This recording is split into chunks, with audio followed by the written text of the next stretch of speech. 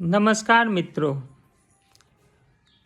विश्व के सबसे बड़े धर्म और वसुधैव कुटुंबकम के नाम के अपने मूल मंत्र से कार्य करने वाला धर्म सनातनी धर्म, जिसका आप लोगों को मालूम ही होगा, सबसे बड़ा त्यौहार जो कि 12 वर्षों में एक बार होता है, महाकुंभ, जो प्रयागराज में इस साल हो रहा है, उसके विषय में आप लोग मीडिया के बारे में सुने ही होंगे।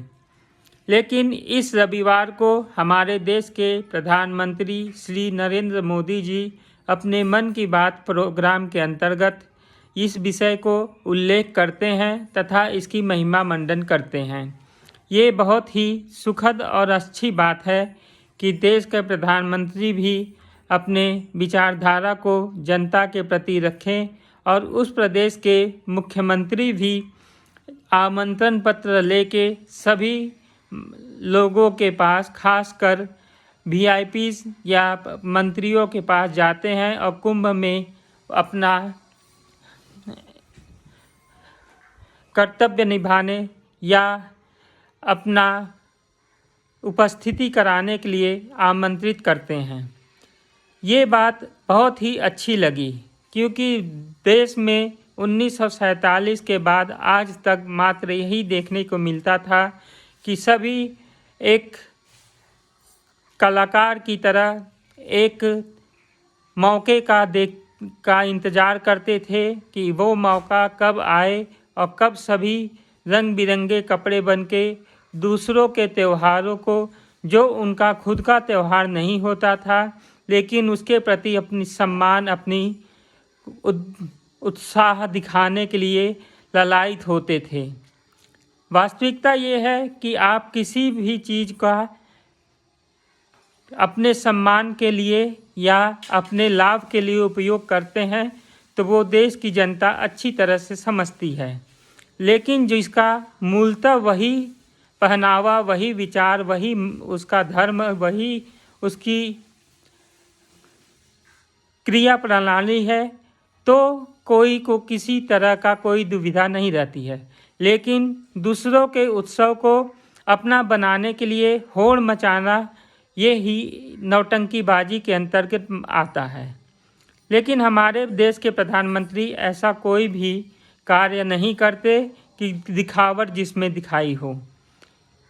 इस महाकुंभ की महिमा को देखते हुए जिस तरह हर बार प्रधानमंत्री और मुख्यमंत्री द्वारा किए गए कार्यों को विपक्ष पचा नहीं पाता है, उसी तरह इस बार भी वो अपने विपक्षी दल अर्थात बीजेपी के और शासन व्यवस्था के लोगों के प्रति अपनी घृणित सोच का उजागर प्रारंभ कर देते हैं।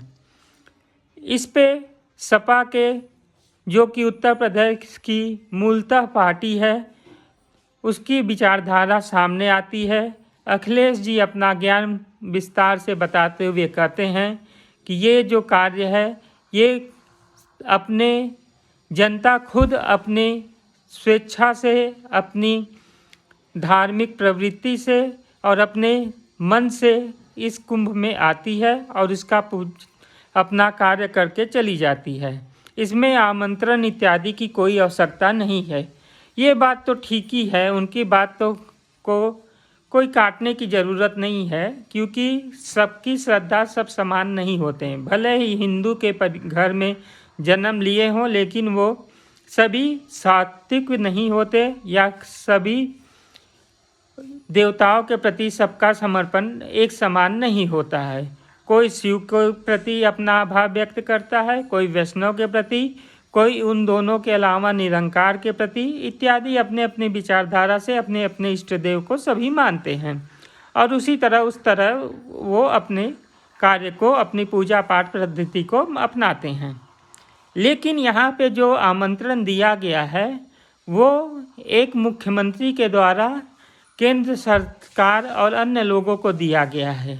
ये जनता के लिए तो आमंत्रण नहीं था, क्योंकि इस बार कुंभ की तैयारियों का सारा बागडोर उत्तर प्रदेश जो कर रहा है, वहाँ के मुख्यमंत्री जो कर रहे हैं, वो इससे पहले कभी भी कहीं नहीं दिखाई दिया था। कुंभ आज से नहीं 16वीं सदी के पहले से भी होता आ रहा है, लेकिन मैं 16वीं सदी का जिक्र इसलिए कर रहा हूँ क्योंकि उस सदी में लिखित तौर पे कहीं उन्हें अभिलेख किताबों में मिला है, जो कि विदेशी नागरिकों के द्वारा आए हुए यात्राओं के दौरान उनके विवरण में प्राप्त होते हैं। वैसे तो कुंभ का प्रारंभ सृष्टि के प्रारंभ यानी जब सर्वप्रथम अमृत के खोज में समुद्र मंथन हुआ था तभी से होना शुरू हो गया था। लेकिन उस बात में जाने का अर्थ है कि यहाँ के जो कुछ बुद्धिजीवी लोग हैं उन्हें इसका प्रमाण खोजने के लिए हमारे ग्रंथों को पढ़ने की कोई भी इच्छा नहीं होगी, उसको मान्य नहीं मानेंगे। क्यों? क्योंकि अंग्रेजी और कॉन्वेंट में पढ़ने वाले ये लोग मात्र उन्हीं भाषाओं के विषय में जानते हैं या उन्हीं लेखकों के बारे में जानते हैं जो वास्तविकता इनके लेखक होते हैं। किसी भारतीय के द्वारा किए हुए कर्म उनको झूठा, छलावा इत्यादि नजर आता है, क्योंकि उनकी भावना खुद ही वैसी रहती है। इसलिए उन्हें हर चीज़ का प्रमाण मात्र अंग्रेजी किताबों में लिखे हुए विवरणों को ही साध्य मानते हैं। लेकिन उन्हें क्या मालूम कि जिस किताबों के विषय में ये बोल रहे हैं उसका जन्म या उस संस्कृति का जन्म हमसे बहुत दिनों बाद हुई थी। जब वो कपड़े पहनना नहीं जानते थे तब हम लोग उनसे अधिक शास्त्रार्थ करने और ब्रह्मांड के समस्त शक्तियों के विषय में जानकारी रखते थे तथा उसके खोज में अपना जीवन यापन करते थे। लेकिन जो भी हो, मूर्खों के सामने गाल बजा के कोई फ़ायदा नहीं है, क्योंकि कोई यदि स्वांग करके सोया हो तो उसे कोई जगा नहीं सकता। वैसे भी ये लोग का भी वही परिस्थिति है। इन्हें सच्चाई दिखाई नहीं देती। क्यों? क्योंकि इनके नज़रों के ऊपर कॉन्वेंट और अंग्रेजी विचारधारा तथा पश्चिमी ज्ञान की चशु लगे हुए हैं। फिर भी जो भी है, सभी सनातन के इस महापर्व में आएँ, अपना कर्म करें और अपने इष्ट देव को आराधना करें और सुख शांति और दुनिया में उत्थान के लिए अपने आप को समर्पित करें। जय हिंद।